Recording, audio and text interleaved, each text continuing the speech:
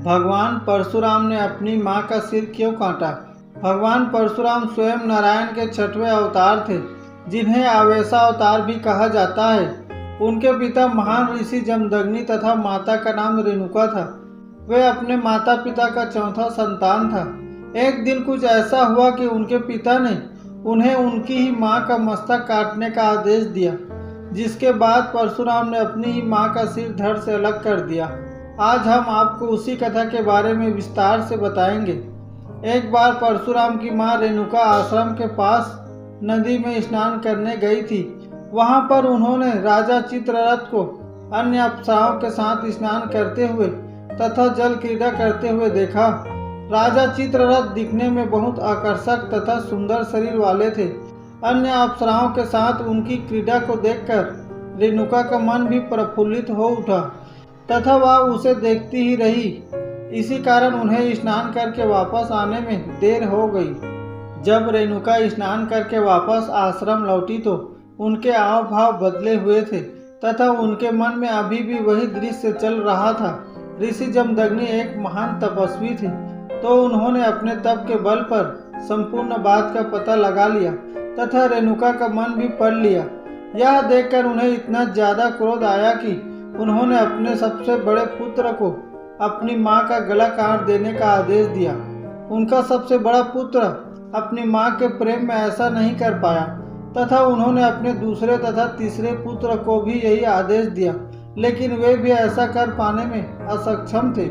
एक ओर मां की हत्या का पाप लगता तो दूसरी ओर पिता की आज्ञा की अवहेलना करने का पाप। यह एक धर्म संकट था, लेकिन उन्होंने मातृ हत्या करने से मना कर दिया। अपने पुत्रों के द्वारा स्वयं की ऐसी अवहेलना किए जाने पर ऋषि जमदग्नि को अत्यधिक क्रोध आ गया और उन्होंने अपने तीनों पुत्रों को श्राप दिया कि वे अपना विवेक, बुद्धि तथा सारा ज्ञान खो देंगे। इसके पश्चात ऋषि जमदग्नि ने अपने सबसे छोटे पुत्र परशुराम को अपनी मां रेणुका का मस्तक धड़ से अलग करने का आदेश दिया। पिता का आदेश मिलते ही परशुराम ने बिना देरी किए एक पल में अपनी मां का सिर धड़ से अलग कर दिया। देखते ही उनकी मां निष्प्राण हो गई तथा लहू की धारा फूट पड़ी। यह देखकर परशुराम के पिता जमदग्नि अत्यधिक प्रसन्न हुए तथा परशुराम को स्नेह पूर्वक कोई वरदान मांगने को कहा। परशुराम ने समझदारी से काम लेते हुए अपने पिता से 3 वर मांगे। पहले वर में उन्होंने अपनी मां को पुनः जीवित करने को कहा। दूसरे वर में उन्होंने मांगा कि उनकी मां को इस चीज की स्मृति न रहे तथा तीसरे वर में उन्होंने अपने तीनों भाइयों का विवेक व बुद्धि मांग ली। ऋषि जमदग्नि अपने पुत्र परशुराम की समझदारी से बहुत प्रसन्न हुए तथा उन्होंने उसे तीनों वर प्रदान कर दिया। इसके पश्चात सब कुछ फिर से सामान्य हो गया तथा परशुराम की मां पुनः जीवित हो उठी।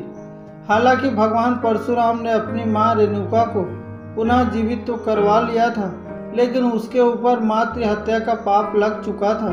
इससे मुक्ति पाने के लिए उन्होंने भगवान शिव की कठिन तपस्या की थी तथा मातृ हत्या के पाप से मुक्ति पाई थी।